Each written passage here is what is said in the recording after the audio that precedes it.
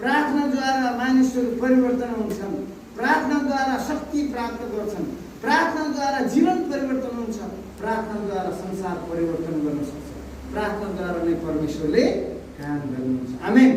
यसकारणले आज यस्तो सतावट यो त सामान्य कुरा हो, तर टाउका काटिया छैन, खुट्टा भाँचिया छैन, त्यसले हात झुन्ड्याएको होइन भाइ?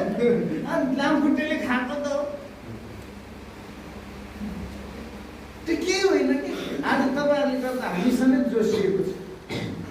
त्यो भएर प्रभुलाई धन्यवाद दिनुहोस्। हामी एकछिन प्रभुलाई धन्यवाद दिउँ, किनभने प्रभु भालो हुनुहुन्छ। सायद अब तपाईँको घरको जीवनबाट परमेश्वरले के आशा गर्नुभएको छ, प्रभुलाई सोध्नुहोस्।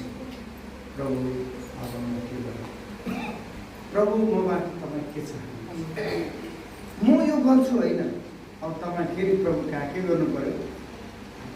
परमेश्वर तपाईँ आफ्नो योजनामा होइन, अब परमेश्वरको योजनामा अगाडि बढ्नुहोस्।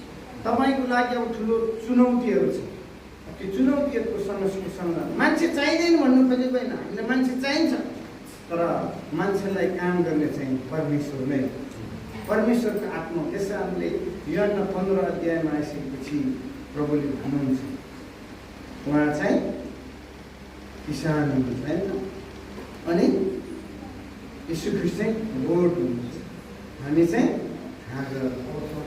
अब स्रोत चाहिँ परमेश्वर वचन हो, प्रार्थना हो। जब तपाईँ परमेश्वरको वचनमा टेक्नुहुन्छ त्यसपछि त्यहाँ मल जल स्रोत। आमेन। प्रभुलाई धन्यवाद गरौँ, छोटो एकछिन प्रार्थना गरौँ, प्रभुलाई धन्यवाद दिउँ। हामी सबै मिलेर हामी प्रार्थना गर्छौँ सबैबाट, जसले सहयोग गर्नुभएको छ मानवीय तरिकाले पनि, त्यसको लागि परमेश्वरलाई धन्यवाद। जसले चाहिँ परमेश्वरले पहिला ती मानिसहरू तयार गर्नु होइन, चाहिन्छ नचाहिँ भन्नु पर्दैन, तर नम्बर 1 परमेश्वरको भरोसा, त्यसपछि परमेश्वरको योजना, त्यसपछि हामी मानिसहरू चाहिँ हाम्रो हातहरू, हाम्रो पाइलाहरू, हाम्रो यात्रा साधनहरू। त्यस कारणले खान पाओस् नपाओस् हामी प्रभुको काम गर्न छोड्दैन। त्यो सहरमा भएको अशुद्ध आत्माहरूलाई अब तपाईँहरूबाट परमेश्वरले निकाल्न चाहनुहुन्छ। अब तपाईँहरूले गर्ने चाहिँ घोषणा। आमेन।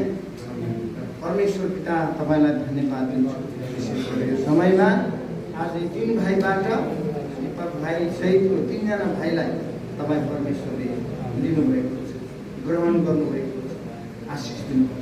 अब उहाँहरूलाई तपाईँको योजना अब स्पष्ट पार